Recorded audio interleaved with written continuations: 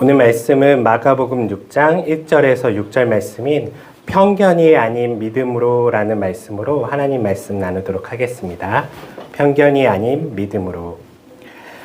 지난주 말씀 여러분 기억하시면 예수님께서 죽었던 야이로의 딸을 고쳐주신 말씀을 우리가 함께 나누었습니다.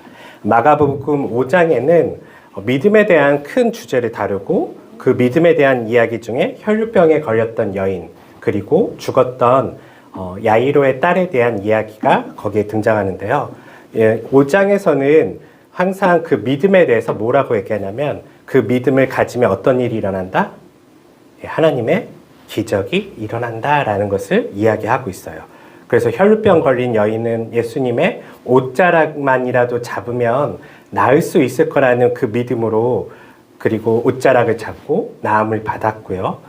그리고 예수님께서 야이로의 딸을 고쳐주실 때에는 특별히 믿음이 좋은 예수님의 3명의 제자들을 데리고 그리고 이 아이가 간절하게 살아나기 바라는 그 부모를 데리고 그 5이 같이 방 안에 들어가 야이로의 딸을 위해 기도하고 야이로의 딸을 그 죽음에서 일으켰던 그런 사건을 우리가 5장에서 보았습니다. 오늘 말씀은 그 이후에 6장에 대한 이야기인데요. 동일하게 사실은 믿음에 대한 이야기를 하고 있어요. 그러나 5장과는 조금 달라요. 5장에서는 믿음을 가졌던 사람들이 어떤 일들이 일어났는지에 대한 이야기가 나온다면 6장에서는 오늘 말씀에서는 그 믿음이지만 믿음을 갖지 않은 사람들, 다른 말로 하면 편견 때문에 믿음을 갖지 못한 사람들의 이야기가 오늘 말씀에 나오게 됩니다. 누구나 고향이 있죠. 그쵸? 고향. 네. 고향은 꼭 태어난 곳일 수도 있고, 사실 태어난 곳이라기보다는 나의 어린 시절을 보냈던 곳이 보통 고향이라고 얘기를 해요. 그래서 나를 기억하는 친구가 있고, 나를 기억하는, 또 내가 기억하는 동네가 있고, 그런 곳을 우리가 보통 고향이라고 하는데요. 이 고향에 가면 사람들은 반가운 일도 많지만, 사실 고향에 갈 때마다 때로는 좋지 못한 일을 경험하기도 해요. 특별히 어떤 경험들이냐면 사람들은 우리가 어렸을 때 거기서 무슨 일을 했었는지 또한 우리가 어떤 실수를 했고 또한 우리가 자라면서 미숙하기 때문에 여러 가지 사건들을 벌인 것들을 다 기억하고 있죠. 고향에 가면 우리를 칭찬하는 사람들도 있지만 때로는 우리가 어렸을 때 했었던 실수들을 기억하고 그 모습 그대로를 여전히 나에게 바라보고 있는 그런 사람들도 만나게 됩니다. 오늘 말씀해 보니까 예수님께서 고향에 가신 것 같아요. 예수님의 고향은 어디일까요? 태어난 곳은 베들레헴이지만 태어나자마자 예수님은 애굽으로 가서 잠시 어린 시절을 보냈고요. 그리고 애굽 이후에는 다시금 나사렛이라는 요셉이 있었던 그 곳에 가서 요셉의 고향이죠. 그 나사렛에 가서 그가 어린 시절을 보냈는데요. 예수님의 고향은 이 나사렛이라는 동네예요. 나사렛은 예루살렘으로부터 좀 더 올라간 아까 갈릴리 호수가 있는 그곳에서 가까운 데 있어요. 어떻게 보면 시골 마을 중에 하나예요. 예루살렘처럼 엄청 큰 도시가 아니에요. 그럼 시골 마을의 특징이 있죠. 시골 마을에 가면 모든 걸 기억하고 있어요. 네. 그 집에 누가 살고 있고, 그 집은 어떤 자녀가 있고, 그 아이들은 어떻게 컸고, 어떤 실수를 했고, 언제 오줌을 쌌고, 언제 밥을 먹었고, 진짜 세세한 거 하나까지 시골은 다 알아요. 네.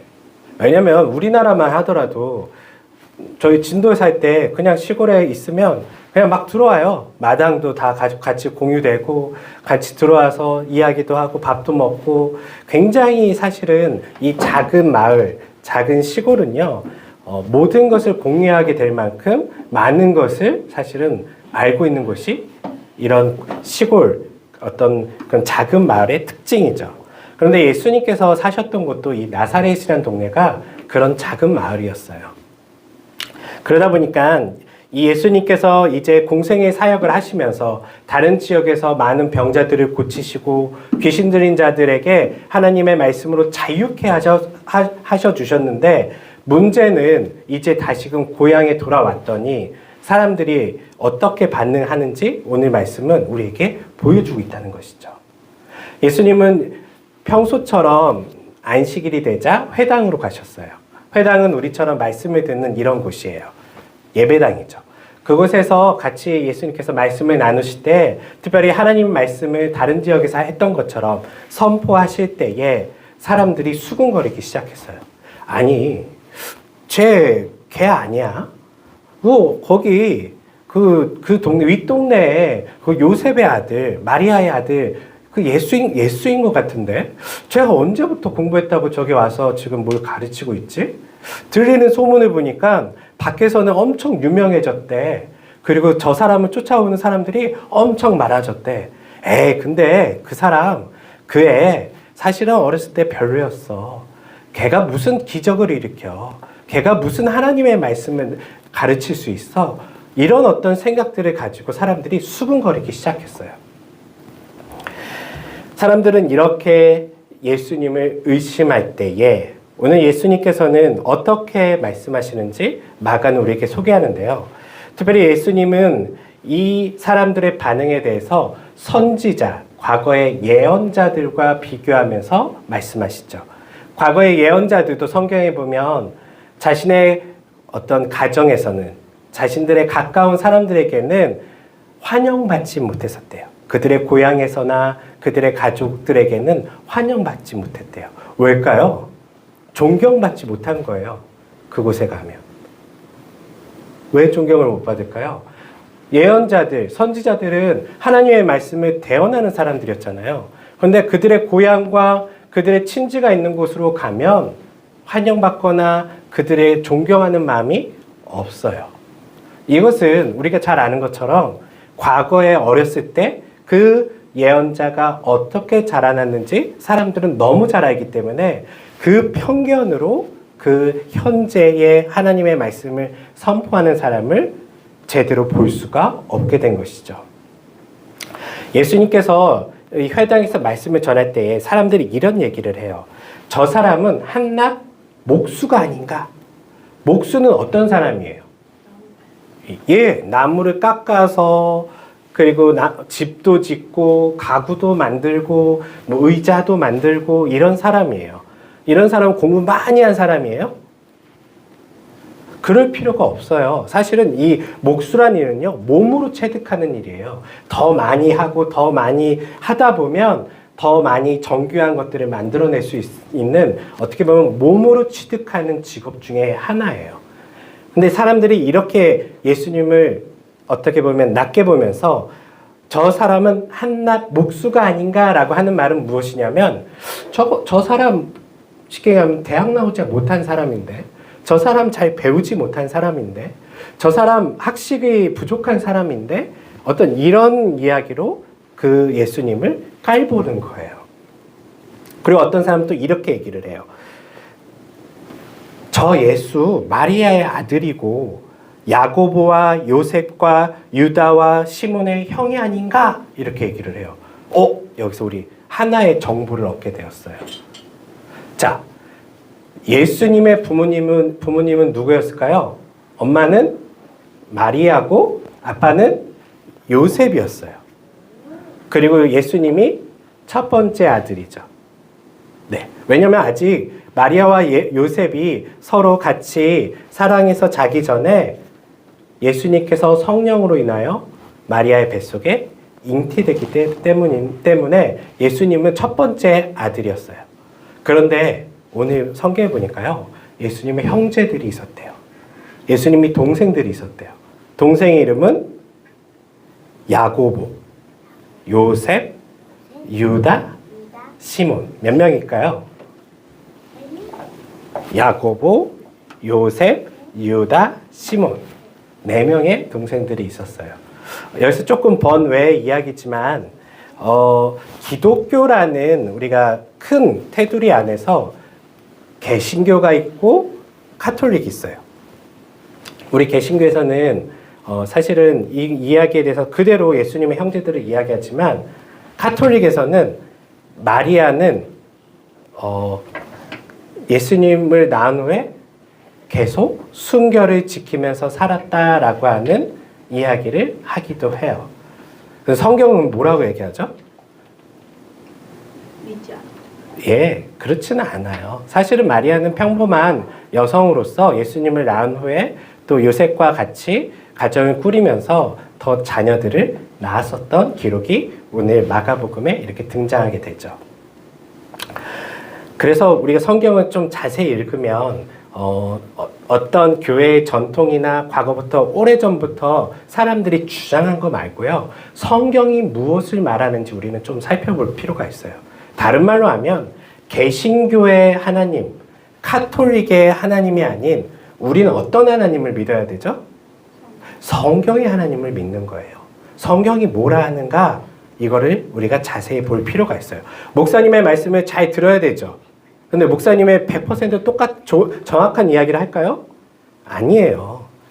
우리는 다른 사람의 말을 듣기보다는 목사님은 성경을 잘 해석해주는 도우미 역할은 할 수 있지만 직접 내가 성경을 보고 잘 배우지 않으면 하나님께 직접 듣지 못하면 우리는 때로는 왜곡된 신학이나 지식을 가질 수도 있어요.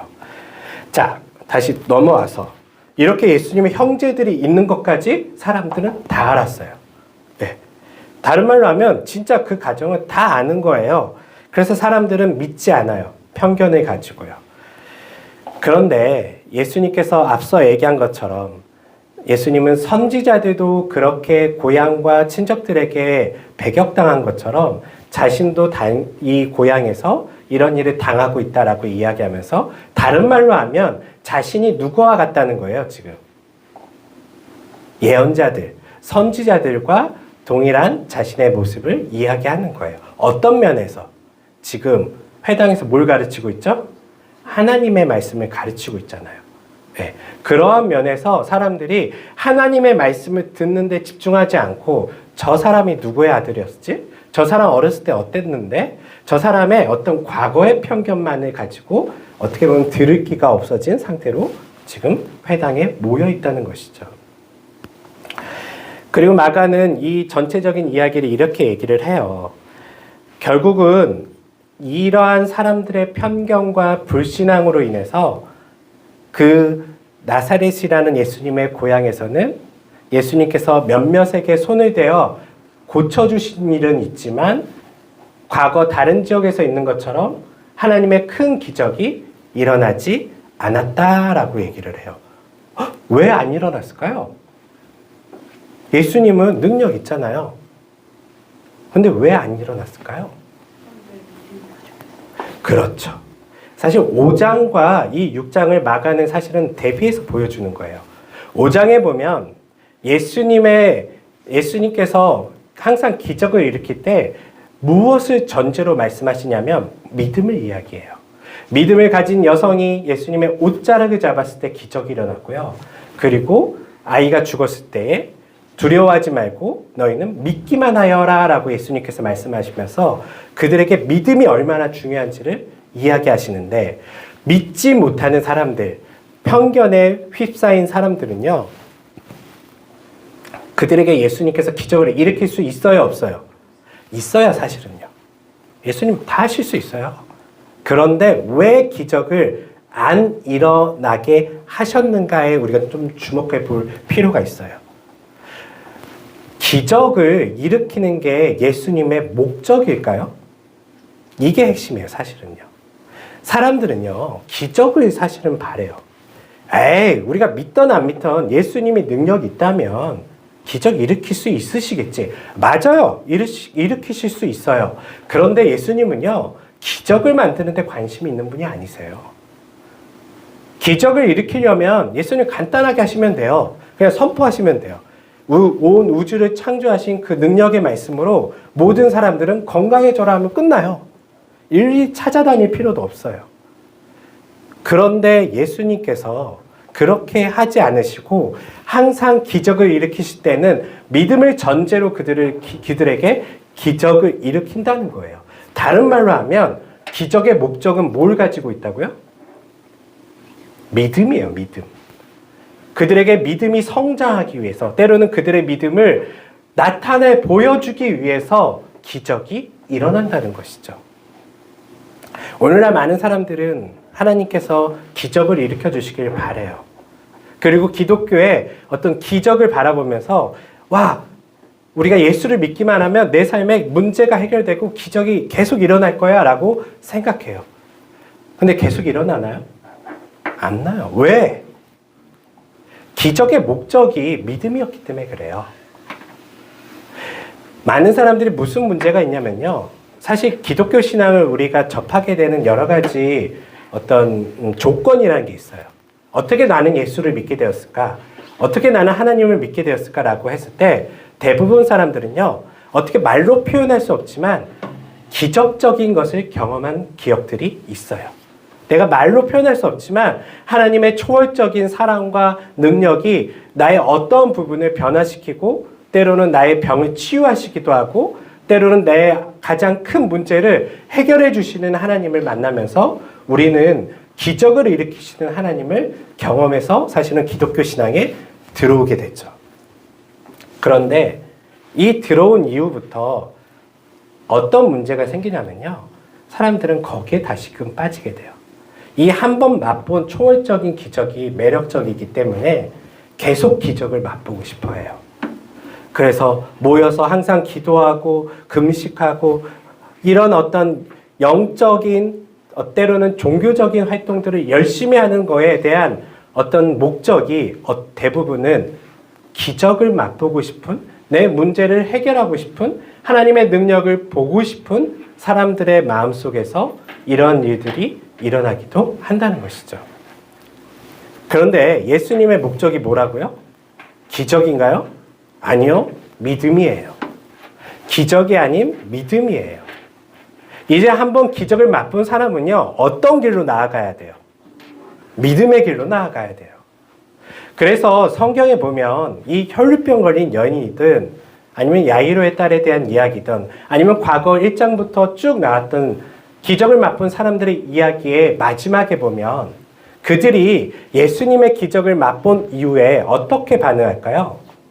또 모여서 예수님 기적을 또 보여주세요, 또 보여주세요 하나요? 건강한 믿음을 가진 기적을 맛본 사람은요. 기적을 맛본 다음에 뭘 전하냐면 예수님을 전해요. 예수님이 누구신지를 선포하기 시작해요. 더 이상 기적에 대한 것을 갈망하지 않고 예수님은 정말 나의 구원자이십니다라는 것을 선포하면서 그의 믿음을 고백하는 것으로 뿐만 아니라 복음을 선포하고 전하는 것으로 이 믿음의 사람들의 모습이 나타나는데 오늘날 많은 그리스도인들은 기적 자체에 집중하고 기적을 맛보는 데 인생을 모든 것을 집중하며 살아가는 그러한 기독교인들이 의외로 많다는 것이죠. 기적은 몇 번이면 좋을까요? 예, 여러 번 일어나면 좋을 수도 있어요. 그렇지만 앞서 얘기한 것처럼 기적을 맛본다면 우리는 믿음으로 삶이 변화돼야 돼요.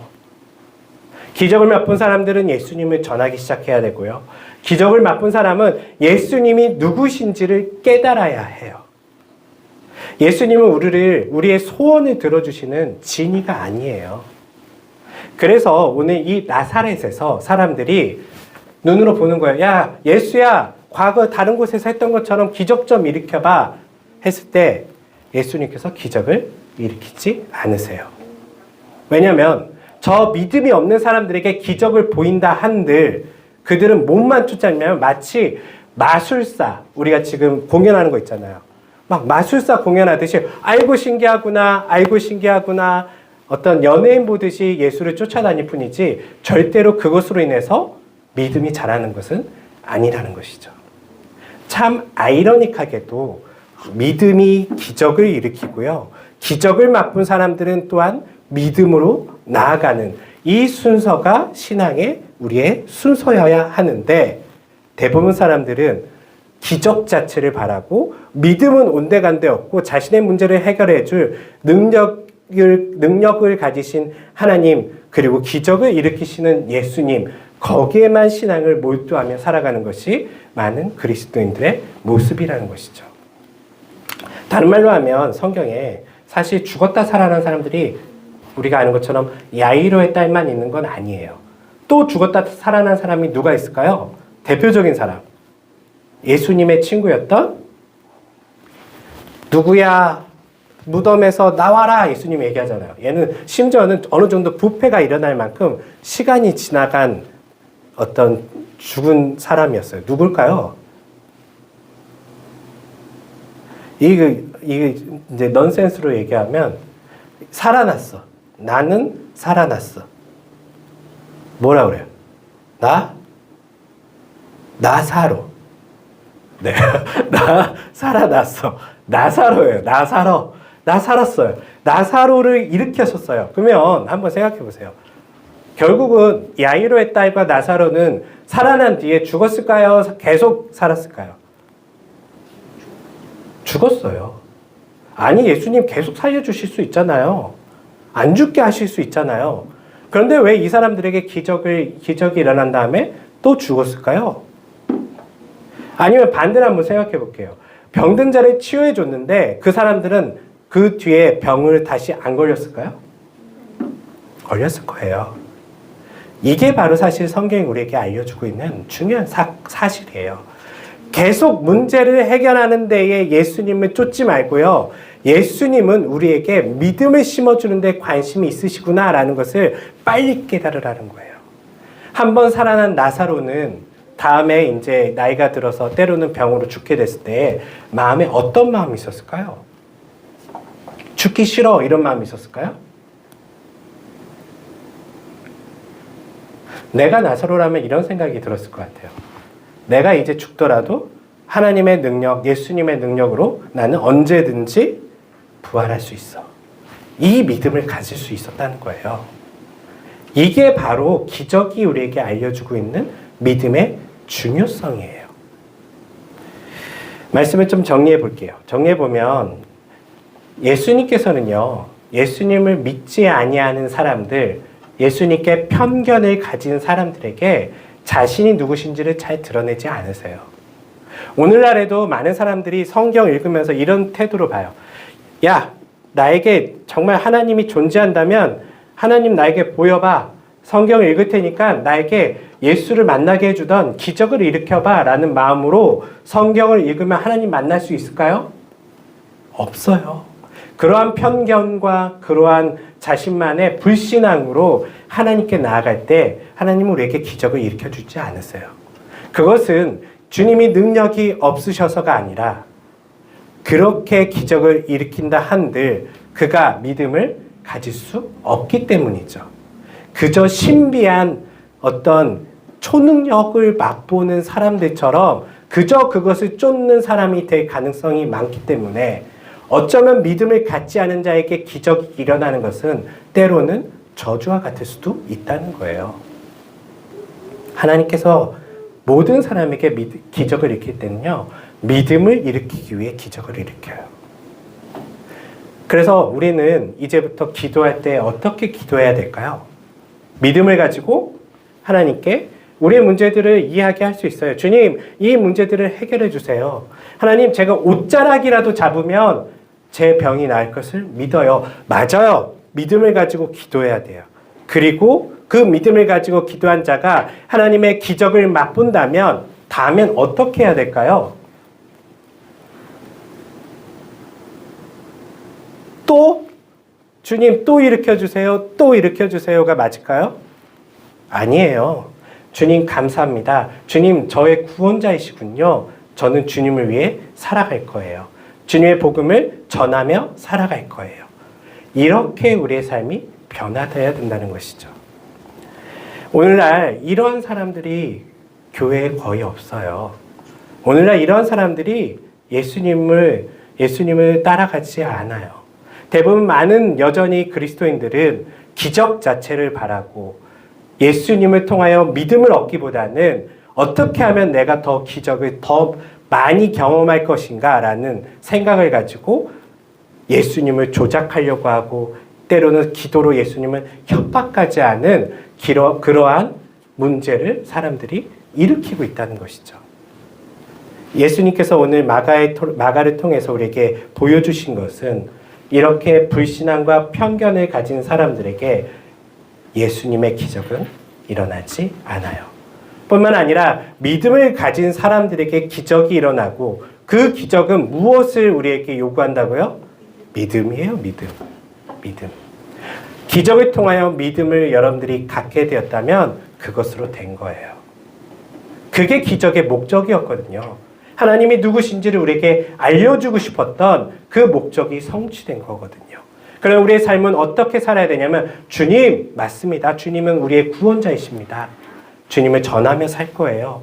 주님이 얼마나 위대하신 분이신지 많은 사람들에게 이야기할 거예요. 주님이 나를 구원해 주신 것을 나는 선포하며 살 거예요 라고 우리의 삶을 그러한 어떤 복음 전도자로 살아가는 것, 그것이 오늘 마가복음 5장과 6장에 나온 기적 사건을 통하여 우리에게 보여준 믿음의 교훈이라는 것이죠. 한 주간도 우리 살아갈 때에 또 기도할 때에 항상 뭘 가지고 기도해야 된다고요? 믿음. 믿음을 가지고 기적을 경험하면 또 어떻게 해야 된다고요? 믿음으로 나아가셔야 돼요. 기적에 집중하지 마세요. 하나님이 누구신지를 경험하셨다면 이제는 하나님께 집중하세요. 그분이 우리의 위대한 왕이시고 예수님이 우리를 구원하신 것에 집중하며 살아갈 때에 우리가 예수님의 제자들처럼 초대교회 성도들처럼 나에게 아무런 이익과 유익이 없다 하여도 하나님 포기하지 않는 그런 강력한 믿음을 소유할 수 있는 성도가 될 수 있다는 것을 기억하시면서 살아가시는 모두가 되시기를 주님의 이름으로 축원합니다. 아멘. 기도하겠습니다.